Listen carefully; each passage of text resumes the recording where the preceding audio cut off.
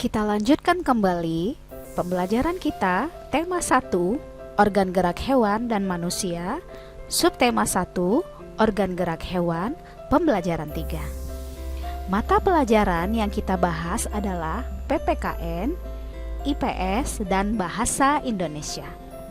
Adapun tujuan pembelajaran adalah 1. Dengan mengamati teks, siswa mampu mengidentifikasi sikap-sikap yang sesuai dengan nilai-nilai yang terkandung dalam sila Pancasila secara tepat. 2. Dengan berdiskusi, siswa mampu menganalisa sikap-sikap yang sesuai dengan sila-sila Pancasila dengan percaya diri.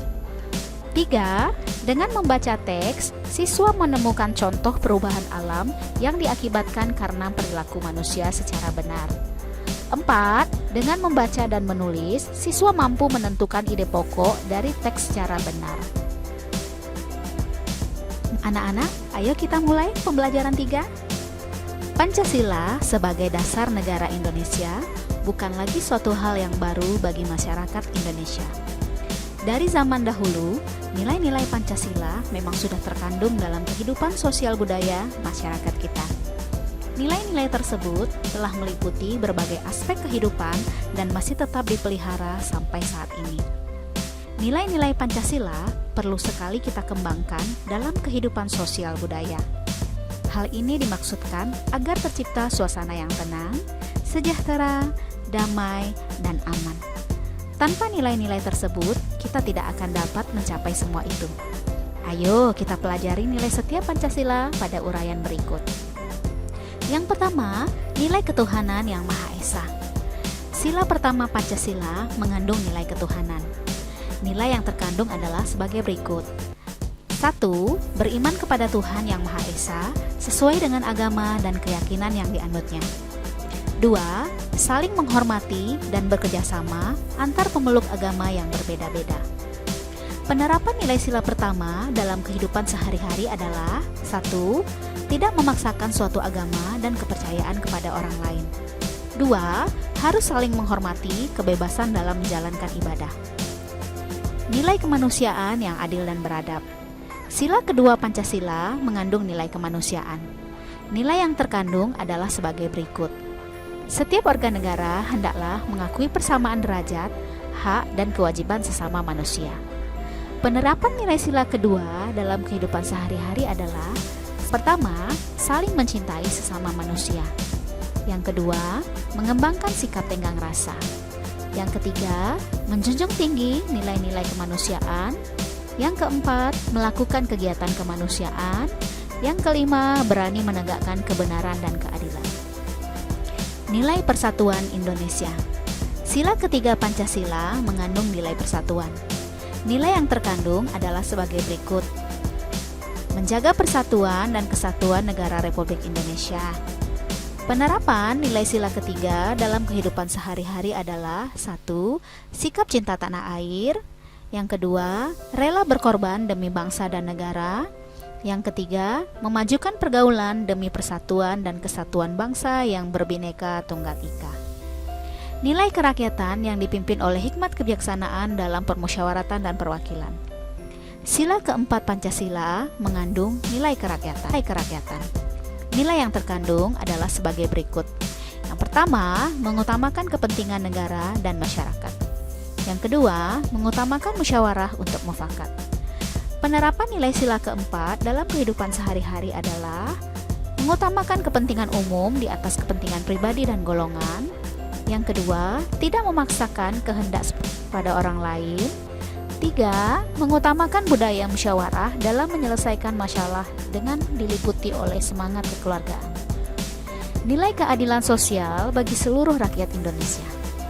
Sila kelima Pancasila mengandung nilai keadilan. Nilai yang terkandung adalah sebagai berikut: 1. Berperilaku adil. 2. Mempunyai wujud keadilan kepada rakyat Indonesia. 3. Menghormati hak dan kewajiban. Penerapan nilai sila kelima dalam kehidupan sehari-hari adalah: 1. Memiliki sikap bekerja keras dan menghargai hasil kerja keras orang lain. 2. Sikap adil terhadap sesama. 3. Saling tolong-menolong dan menghargai orang lain.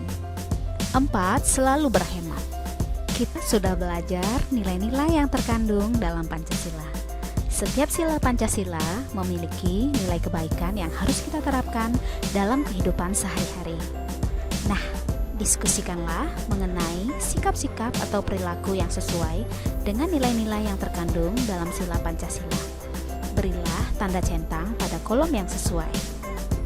Nah, anak-anak, setelah kamu berdiskusi, tuliskanlah sikap-sikap dalam kehidupan sehari-hari yang sesuai dengan nilai-nilai yang terkandung dalam sila-sila Pancasila.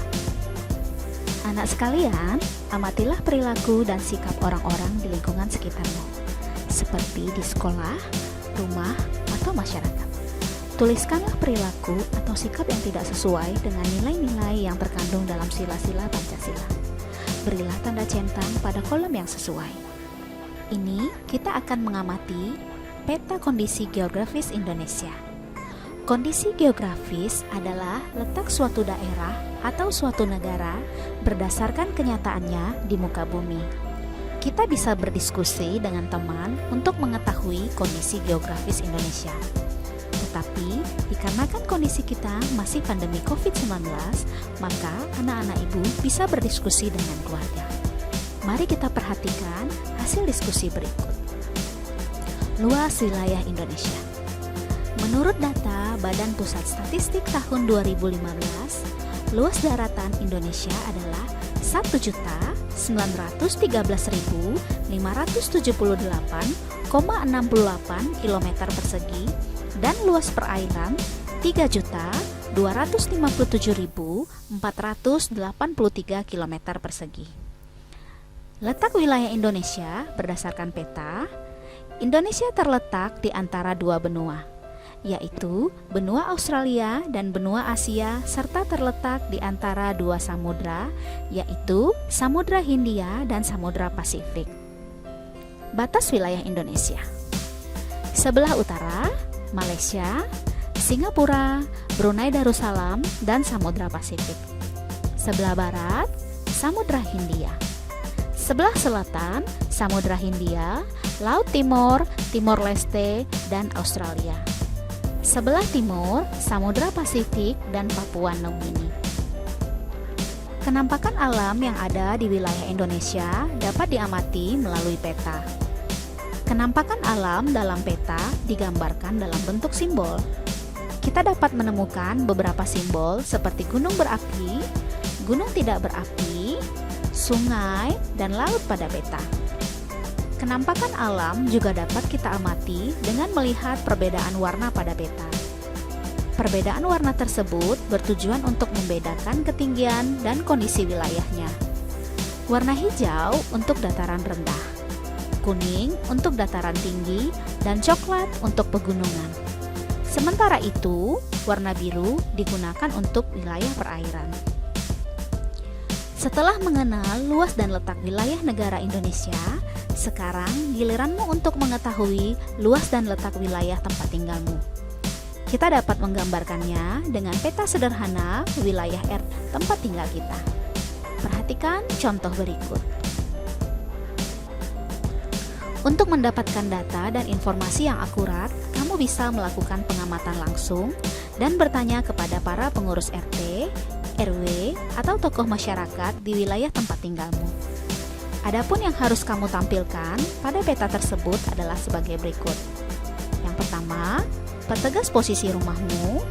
Yang kedua, batas-batas RT. Yang ketiga, rumah. Yang keempat, jalan. Yang kelima, ladang, kebun, sawah, bukit, atau hutan. Yang keenam, sungai atau aliran air. Nah, gambarkan kondisi wilayah tempat tinggalmu ke dalam sebuah peta sederhana. Pada pembelajaran sebelumnya, kita sudah pernah menentukan ide pokok dan kalimat pengembang. Nah, kali ini kita akan menentukannya kembali. Mengenali wilayah tempat tinggal kita akan menjadikan kita lebih mencintai lingkungan tempat tinggal kita. Bagaimana dengan kamu? Seberapa kenalkah kamu terhadap lingkungan tempat tinggalmu? Agar semakin mengenal lingkunganmu, buatlah cerita singkat berdasarkan peta wilayah yang telah kamu buat. Kemudian, bacakan ceritamu dan tentukan ide pokok dan kalimat pengembangnya. Demikian pembelajaran tema 1 kita. Esok akan kita lanjutkan kembali. Jangan lupa kerjakan tugas yang Ibu berikan. Assalamualaikum warahmatullahi wabarakatuh.